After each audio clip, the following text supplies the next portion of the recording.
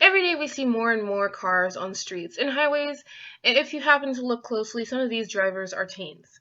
Nowadays, you'll see teens on their phones almost 24/7 as if they were inseparable from the technological babies. And unfortunately, that includes when they're driving. If you go watch television or watch YouTube, you might see a PSA trying to help prevent texting and driving, but in my opinion, public service announcements do not help reduce the number of distracted driving incidents. From what I've seen so far, this generation is so distracted. They always have to know the current events, what's trending, or even what Kim Kardashian decided to wear to her daughter's dance recital. However, some would argue that depending on the content of the public service announcement, it can help reduce the number of distracted driving incidents by using shocking imagery and appealing to strong emotions. PSAs have been on television for years, and they usually consist of a controversial or very important topic that needs to be addressed to the public.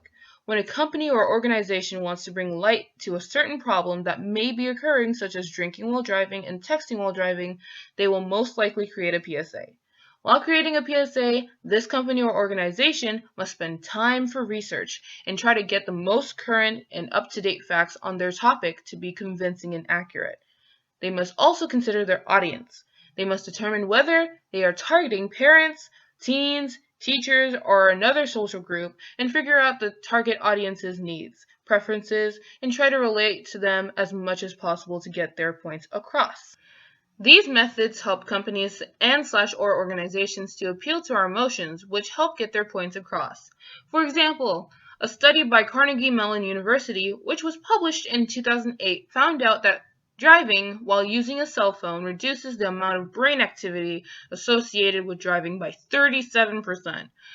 With this information, a company that would want to make a PCA on this would use this information and try to convey it in a way that teens can understand. There's even a company called EPA that produces public service announcements and has materials including television and radio announcements or print materials. All of these things are available for no cost for use by all media, which is a good outlet for those who want to try and get their message across. On the other hand, teens these days are too distracted, and you will most likely not be able to go a day without seeing one on a device. PSAs are mostly seen on television. And if you're a teen in the 2000s, you most likely would rather be on your phone texting your friends than watching some stuffy PSA about driving safe.